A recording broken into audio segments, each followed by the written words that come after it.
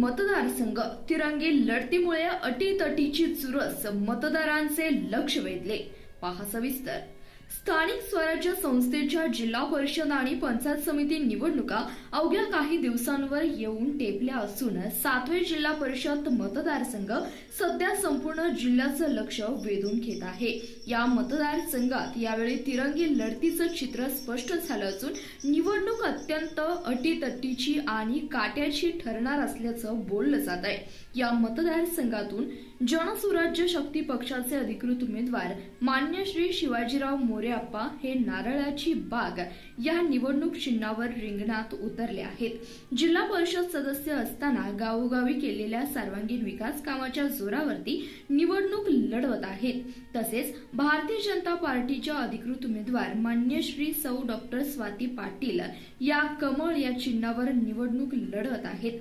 गेल्या 4 वर्ष सतत महिला सक्षमीकरण आणि सामाजिक उपक्रम हे ध्येय उद्दिष्ट मनी बाळगून कार्य करत आहेत। तसेच राष्ट्रवादी काँग्रेस पार्टीचे अजितदादा पवार गट या पक्षाच्या वतीने मान्य डॉक्टर जयंत पाटील हे घड्याळ या चिन्हावर निवडणूक लढवत असून कैलासवासी आमदार यशवंत एकनाथ पाटील दादा यांच्या विचारांचा वसा व वारसा घेऊन यशस्वी फाउंडेशनच्या वतीने सामाजिक उपक्रम राबवत असून त्यांचे नातू मान्य डॉक्टर जयंत पाटील निवडणूक लढवत आहेत। या तिन्ही प्रमुख पक्षांमध्ये थेट सामना रंगला आहे। निवडणूक जवळ येताच उमेदवार व कार्यकर्त्यांनी प्रचाराचा वेग वाढवला असून विविध प्रकारच्या प्रचार यंत्रणा राबवल्या जातात।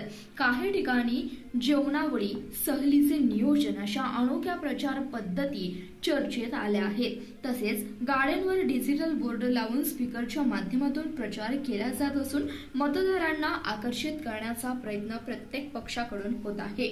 मात्र या सर्व घडामोडींमध्ये मतदार राजा सुज्ञ असल्याचं चित्र दिसून येत आहे। उमेदवार कोणत्या पक्षाचा आहे त्यापेक्षा आपल्या गावाचा, परिसराचा आणि मतदारसंघाचा खरा व शाश्वत विकास कोण करू शकतो याचा विचार मतदार करत असल्याचं बोललं जात आहे।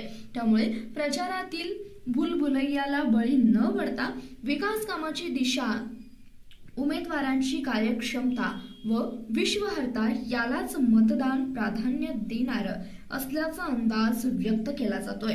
येत्या 7 तारखेला मतदार आपला मतदानाचा हक्क बजावून योग्य उमेदवार निवडून देतील असा विश्वास नागरिकांमध्ये व्यक्त होत असून 7वी जिल्हा परिषद मतदारसंघाचा निकाल कोणाच्या पारड्यात पडतो याकडे सर्वांचं लक्ष लागून राहिलंय।